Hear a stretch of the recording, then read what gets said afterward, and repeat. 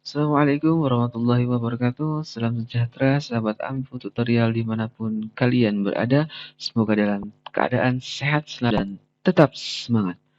Kembali lagi di channel Ampu Tutorial, channelnya tutorial, informasi, dan motivasi. Dalam video kali ini, saya akan membahas tentang petunjuk teknis tunjangan insentif bagi guru bukan PNS madrasah atau RA di Kementerian Agama. Atau tunjangan ini khusus untuk guru honorer di Kementerian Agama. Nah, saya sudah ngepost di blog saya. Yang belum follow blog saya, silakan boleh follow di www.insolihin.com. Dan yang belum subscribe channel Ampuh Tutorial, silakan subscribe terlebih dahulu agar tidak ketinggalan informasi baik tutorial, informasi lainnya, dan juga motivasi. Baiklah, di sini saya sudah meng-share tentang petunjuk teknis pemberian tunjangan insentif guru bukan PNS pada RA atau madrasah tahun 2022. Ini bisa dibaca sahabat semua ya, tapi saya tidak akan membacakan yang ini.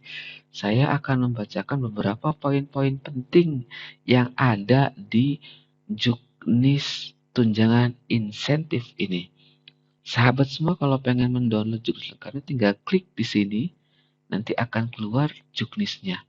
Juknisnya sesuai dengan keputusan Direktur Jenderal Pendidikan Islam Nomor 19 Tahun 2022 tentang petunjuk teknis pemberian tunjangan insentif bagi guru bukan pegawai negeri sipil pada Rodatul Atfal dan Madrasah tahun anggaran 2022. Bagi yang belum mengetahui tentang lika-liku atau rumah atau lingkup Kementerian Agama mungkin sedikit asing ya, tapi supaya lebih jelas saya jelaskan bahwa tunjangan insentif ini dikhususkan untuk guru honorer yang ada di Kementerian Agama. Saya tidak akan membacakan dari awal, cuma saya akan membahas atau memberikan informasi tentang siapa saja sih yang bisa mendapat tunjangan insentif ini. Karena sahabat semua, tunjangan insentif ini tidak untuk semua guru ya, hanya guru honorer madrasah yang memenuhi kriteria untuk mendapatkan tunjangan insentif ini ya. Ini pengertiannya, sahabat semua bisa membacanya. Saya akan langsung ke sasaran dan kriteria di sini ya. Sasaran dan kriteria. Sasaran atau penerima tunjangan insentif guru yang pertama, guru sasaran tunjangan insentif ini adalah berstatus sebagai guru RA dan madrasah.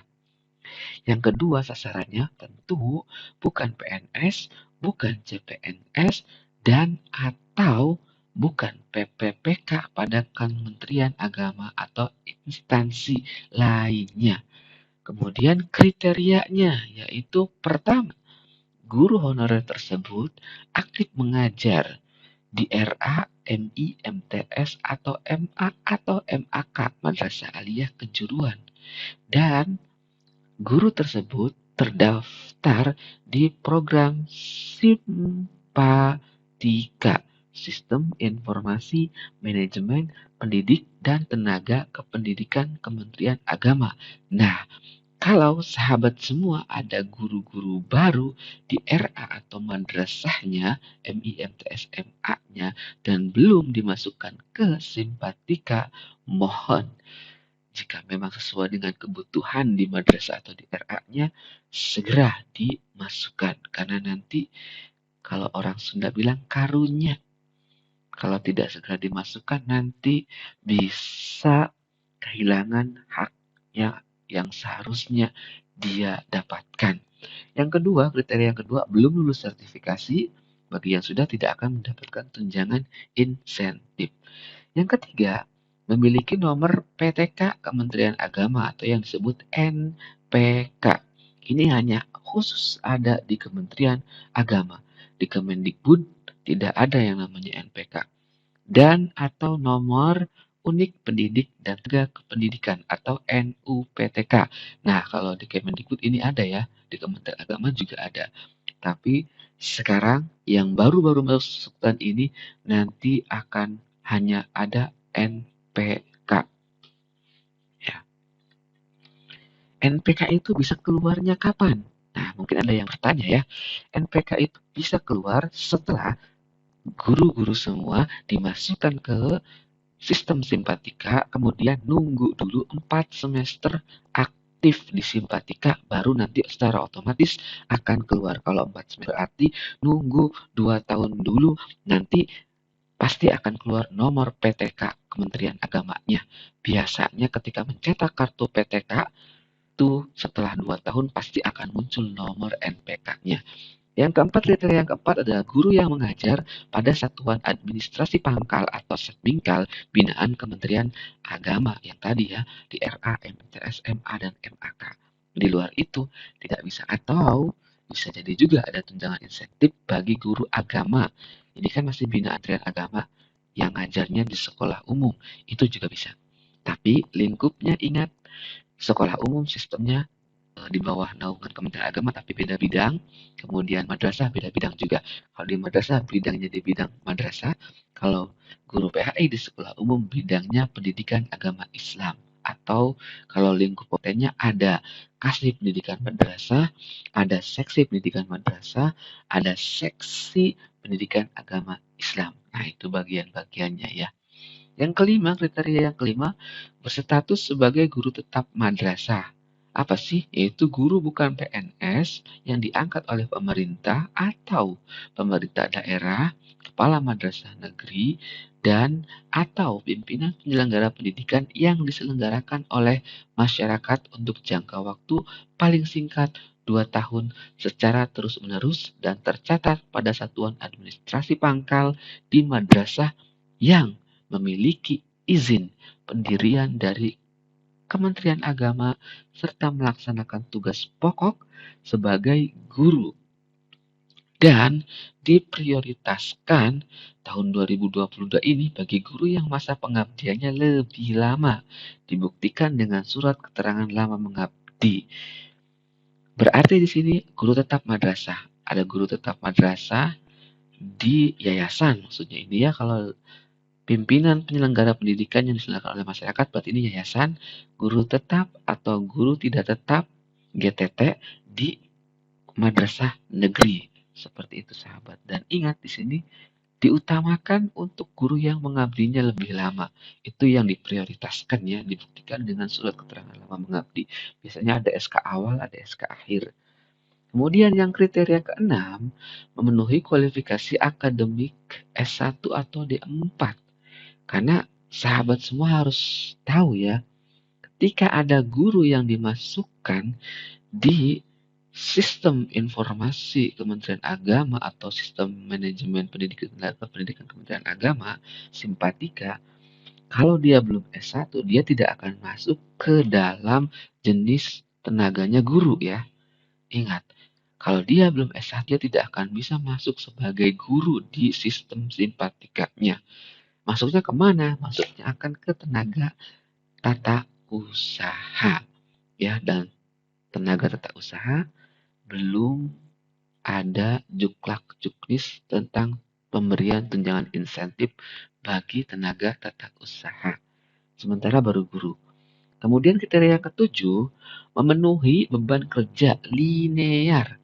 Linear sesuai dengan koalisi akademiknya.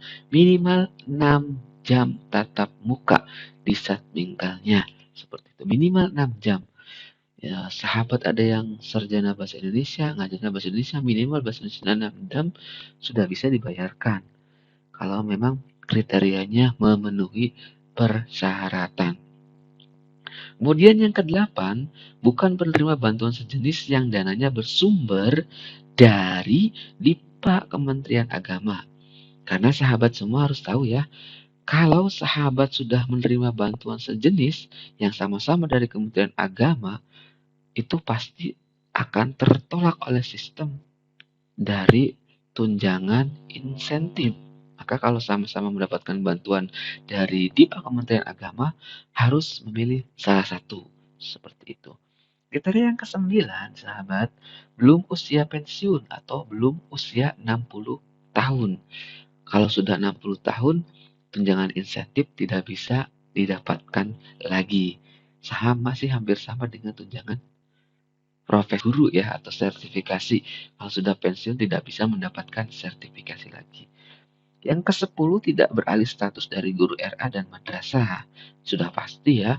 11 tidak terikat sebagai tenaga tetap pada instansi selain RA dan madrasah. Sudah pasti ya. 12 tidak merangkap jabatan di lembaga eksekutif, yudikatif, atau legislatif. Yang ke-13 tunjangan insentif dibayarkan kepada guru yang dinyatakan layak bayar oleh simpatika. Nanti dibuktikan ada surat keterangan layak bayar yang dicetak di akun simpatika.